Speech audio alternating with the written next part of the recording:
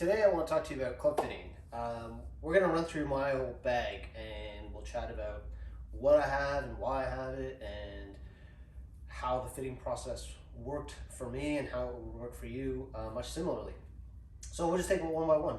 We'll start with driver.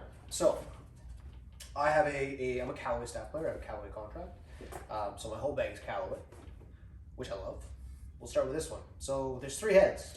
I have the Max LS head. There's also the Max head and the Speed head. The Max head, I knew right away wasn't for me. That's your game improvement head, a lot of weight away from the club face, high launch. I hit the ball high as it is. So when I went in for my fitting, I had some notes for the fitter from Callaway who did mine to say, look, I don't want to hit it any higher. If anything, I struggle with a bit too much spin, so let's keep that down as well. So we looked right away at the Max LS. I hit the Speed as well, just didn't love the way that launched. Similar looking head, just didn't love it. So Max LS, that was perfect for me. And the shaft I got put into was this Graphite Design IZ6 Stiff Flex shaft. Very low spinning, gave me exactly what I wanted. I prefer to hit a ball that will run out for me. I'm not hitting it with as much speed as I used to, so I like to maximize the amount of roll I'm getting out of it. So I'm probably borderline on the low spin for this one, where I might be able to maximize some more carry distance with a slightly different shaft. But what I like is a little bit more rollout, and that's part of the fitting process. And you'll see that as we go through these clubs. Is it's not all about what the fitter says you should have. It's a mix of the two. It's 50-50. I really try to shut myself off from the club fitting perspective of it and just be the customer in that scenario. But it's also important for me to articulate what I want, because what he might fit as an ideal might not be ideal in my mind. So there's a bit of give and take there. So that's the driver. In the fairway, I've struggled with fairways in the past, probably my weakest club in the bag. And I had a Maverick 3-wood that I really struggled with. So this time around, I got a 5-wood, but my problem with 5-wood in the past is it just doesn't go far enough. It gets too gapped into my longest iron, so it just doesn't suit and I end up not hitting it. So what I did was I did get the 5-wood, the Speed 5-wood. Again, that's the lower spinning head. There's also the Max, which doesn't have that weight in the front, so the weight is pushed further back, higher launch, higher spin. Technically slightly more forgiving, but once again, even though I struggle with this club, it's not really what I want. Even if it is slightly more forgiving, I don't want to hit it that high and that spinny.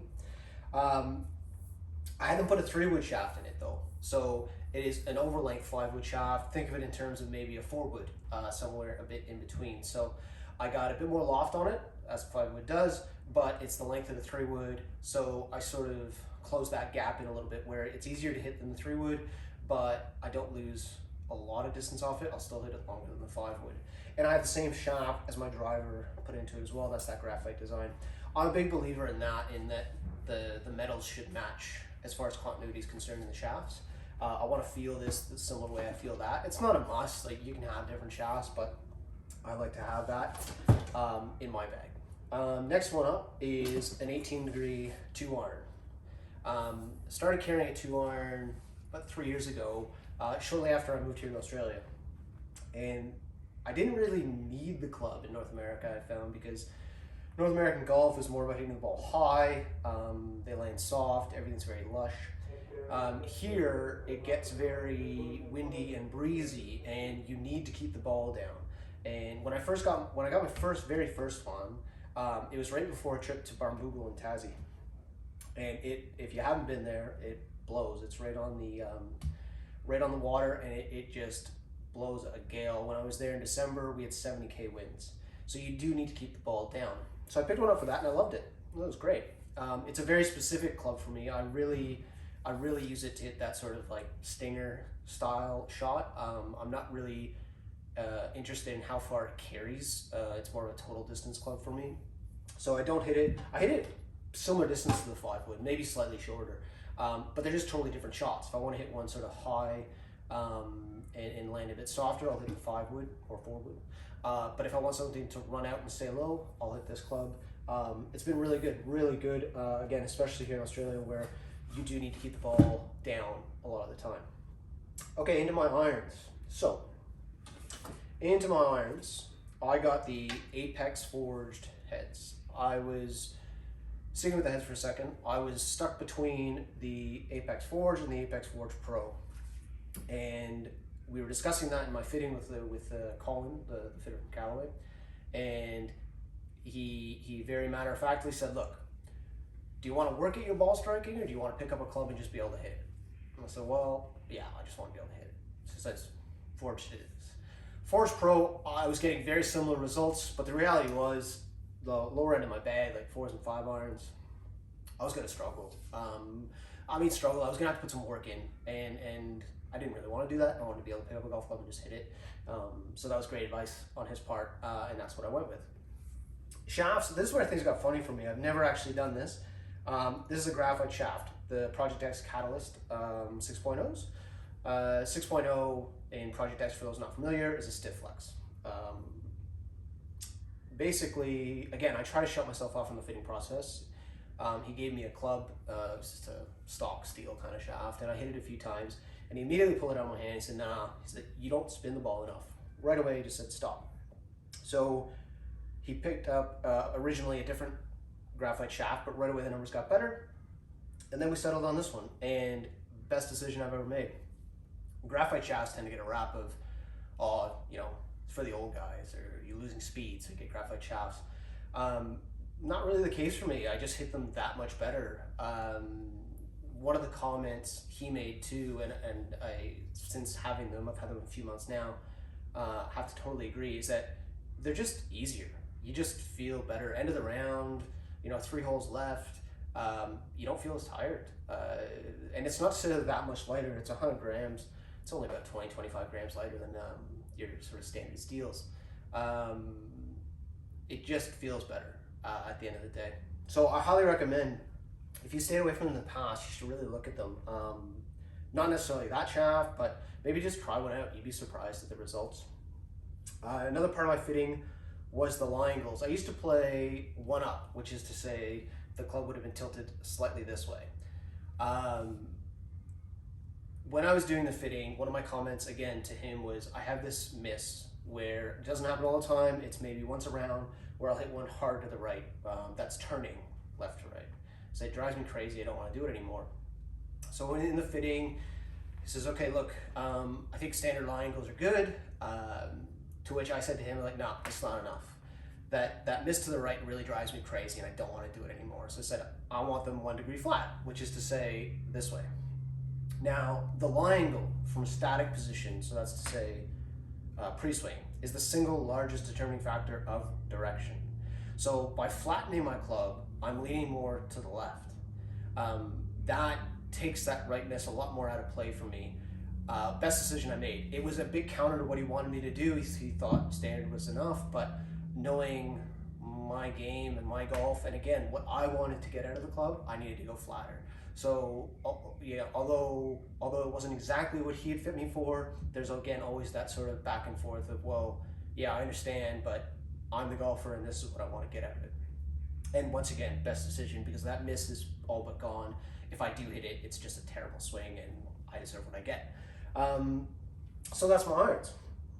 Into wedges, so I have 3 wedges after the pitching wedge, a 50, a 56, and a 60.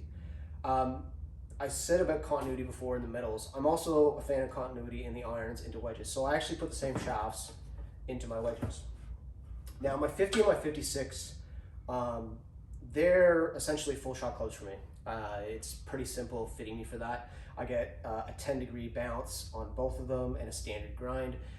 It's almost nearly always just a full shot club for me. I like to work around the greens with more of my 60. So again, like those are just full shot clubs, really simple to fit. I get the 1 degree flat as well. The 60 is where it changes slightly. So I have this Phil Mickelson PM grind 60, and while everything in the bag iron wise is 1 degree flat, this is actually 2 degrees flat. And the next time around, I'm actually gonna get it flatter. I think I'll go to 3.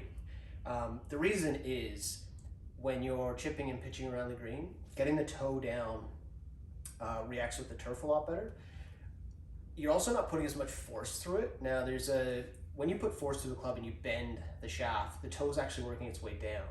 So you're going to put a lot of force through these clubs, but you're not going to put a lot of force through this one. It's not meant to be swung that way, and when you're chipping and pitching, you're not swinging that way.